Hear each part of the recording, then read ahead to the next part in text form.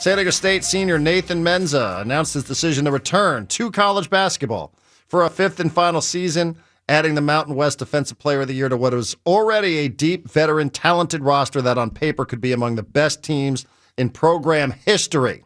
So writes Mark Ziegler of the San Diego Union-Tribune. The head coach of a team that could be the best in program history is Brian Dutcher, who joins us on Xtra 1360. Good afternoon, Dutch.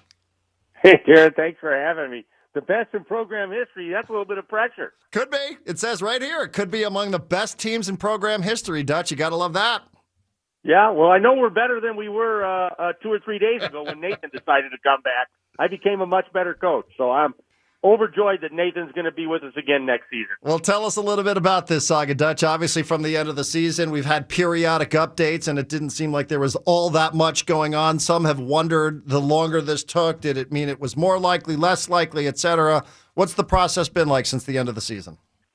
You know, just Nate gathering information, us trying to help him along in the process, and he took the time he felt he needed to make an informed decision. And it's a lot like when we recruited Nate. I felt we were going to get Nate, but until he finally said yes, you never rest easy. And so I rested a lot easier when Nate told me he was going to come back, and I thought he did the right thing in trying to gain all the information he could, because it's not just the NBA. I thought everybody kind of felt it'd be tough for Nate to be an NBA player after the season he had last year, even though he's incredible defensively. But there's overseas options. There's not just the NBA. There's the G League, try to play your way up. There's options overseas. And so it's not just an NBA decision. It's turning professional. Right, and I've been told by people that are much closer to it than I, Dutch, I don't get as much an opportunity to be in and around the players, that, you know, this is a guy who is always going to play this out to this level, that he was always going to weigh these options. Incredibly thoughtful guy with a degree, whether it was pro basketball in the States, pro basketball in Europe, or maybe just no basketball altogether, like go and start a family business in a different part of the world. Like this is a guy who's pretty multidimensional when it comes down to the decision-making. Yeah, this is not a guy that was just here to play basketball. He graduated from the Sdsu Business School with a degree in marketing.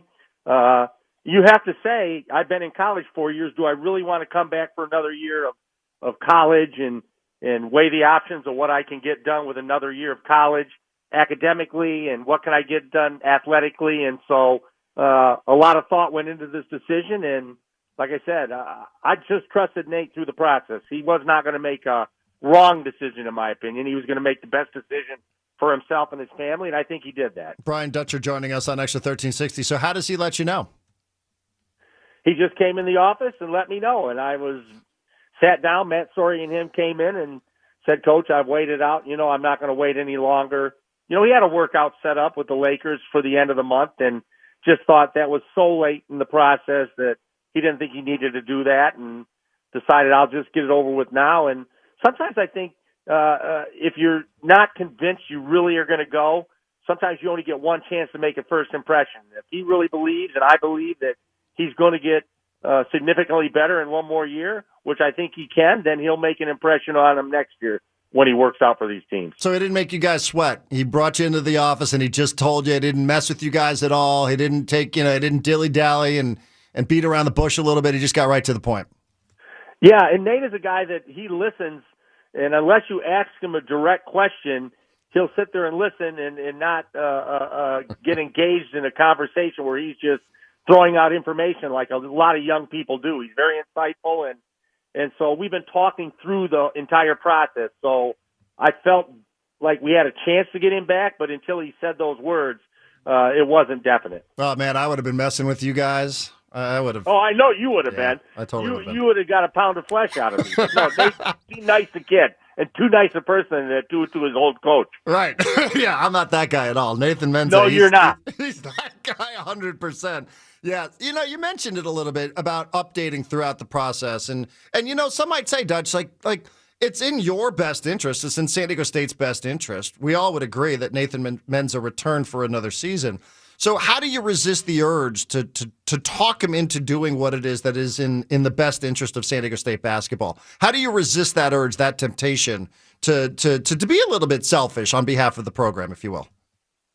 you know what Nate has given us over 4 years? He deserved the opportunity to take whatever time he needed to make an informed decision. You know, if this was and we've had guys leave, you know, obviously Kawhi Leonard was here 2 years, Jalen McDaniels 3 years. We've had guys leave early from the program. Malachi could have come back for another year, but they all took time to make an informed decision. And Kawhi Leonard thought of going after his first year and decided it would be better to come back and play another year. Jalen McDaniels redshirted a year, played 2, and then went after his second year with us and could have come back for 2 more years. And so everybody's process is different. You have to get the information. You have to, hopefully it's informed information, because everybody has an opinion. There's agents that are trying to sign you and promise you things that may not be fact. And so we act as fact checkers to say if they've heard from this team, we might reach out to that team, find out what their interest really is. And so there is a process to it. Brian Dutcher's joining us on Xtra 1360. Nate Mensah is returning to the Mesa for another season. So another piece to an already very talented-looking puzzle setting into 2022 and 2023. Dutch, how much of the conversation is, and he had a quote, I was trying to scroll through the Mark Ziegler piece in the Union Tribune about this, but he said something, paraphrasing here, that I'm an A defensively in the eyes of NBA evaluators, but I'm probably a C offensively. This is Nathan Mensah saying this, by the way, not me. Yep. And I wonder, like, from a coaching standpoint, I think he's coming back, though, because he really wants to learn how to be better than a C. So how is that part of his story here? How is that part of what you guys are going to do coaching-wise, in terms of trying to make him a better player in the eyes of the evaluators to elevate him as a potential pro somewhere down the road? There continues to have to be work done every day in the gym, in the summer, with us, without us, to grow your game. And I always say about Nathan, I just wanted to play freer this year. He's such an insightful guy that sometimes I think he overthinks things on the floor sometimes. And sometimes it's better just to be reactionary. And I'm not a guy that micromanages the offensive game. I'm a believer that if a guy believes in what he's doing, then I'll believe in it. So sometimes if Nate is hesitant, that's more on Nate than it is on me. So I'm trying to grow his confidence, get him to play more 5-on-5 this summer maybe, get into more open run, where you're not just working on skills, but you're working on actual game timing, doing things on the floor 5-on-5 to help make you more comfortable when you get back for that last year. But you guys as a coaching staff, though, will give him the opportunity to become a better offensive player. And I say it that way because he's the defensive player of the year. He's really good, and you guys have always been a defense-first type program. But you have other offensive players. You have returning players. You have players that are transferring in.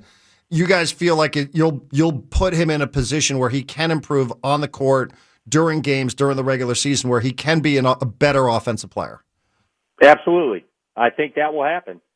And I'm hoping it happens sooner than later with the schedule we have next year, opening in Maui, game with BYU early, another Pac-12 opponent that's not quite finished that will be early in the season. So we're going to be tested early. So Nate needs to hit the ground with both feet running, and we need to be really good really early in the year next year. Did you just text him pictures of Maui and say, hey, just if you need a reminder, this is where we're opening up the season next year in case you forgot about that?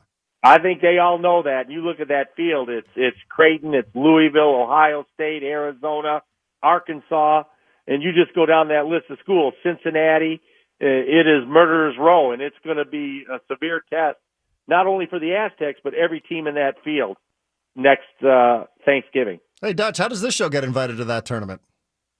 Well, just jump on the flight. You guys have a charter? You got room on the charter? Yeah, you do remote shows. Yeah. You can do it from over in Maui. Okay, good. The head coach at San Diego State just said we're allowed on the charter. Yeah, I don't know. Charter, you might have to sit in the middle seat if we fly commercial, but hey, I've never heard anyone complain going to Maui. No, not you won't hear a peep out of me on my way. Not at all. Even though Marty loves and insists on first class whenever she travels, but we can make that adjustment as well. That sounds like a terrific tournament. How about the role of his teammates? You guys, and I think everybody's grown to appreciate the role that the coaching staff plays in this situation with Mensa. What about his players? Did you get any sense, or maybe talk to the players or try to pick their brains? Did they have any insight or any influence in this one? I think they wanted what's best for Nate, but when AG decided to come back for the bonus year, he and AG have been together for all these years. Matt Bradley decided not to test the waters, come back for a final fifth year. And so I think he took comfort in the fact that guys he had played with that were playing the extended fifth year of their careers were part of that decision. I think that's the reason he came back, because he was comfortable with the teammates he'd had and ones that he'd played with for a long time, like AG. So you don't go to some of the guys that you know are returning and say, hey, come on, send Nate a text here, see what's going on. They might tell him to leave. I don't know what they're going to tell him. So I got to be careful who I have talked to him. Right, good point. Forgot about that. There's a flip side of that coin. Totally forgot. Yeah, there is a flip side. Obviously, Dutch, it's the end of May, so you would understand everybody is going to be optimistic about what this looks like on paper. And I'm joking about the lead in the Mark Ziegler piece about it could be among the best teams in program history. Who knows? We'll have to wait. But you did have one of the best teams in program history a couple of years ago, the team, unfortunately, that never got the opportunity to play in the NCAA tournament because of the pandemic. I just wonder, when did you know that was going to be the best team, one of the best teams in program history? Did you know that heading into the season? Did you have to figure that out once the season started? What's usually the timeline on something like that? It kind of became clear when we were in the preseason. We played in Vegas, where we beat Creighton and Iowa on back-to-back nights. Those teams were really good, with Garza from Iowa, and then Creighton was very good that year. And then to beat Utah in the Staples Center, we kind of knew going into the conference we had something special going. And it was a special team, 30-2, and just an incredible group of players that sadly didn't get to play in the tournament.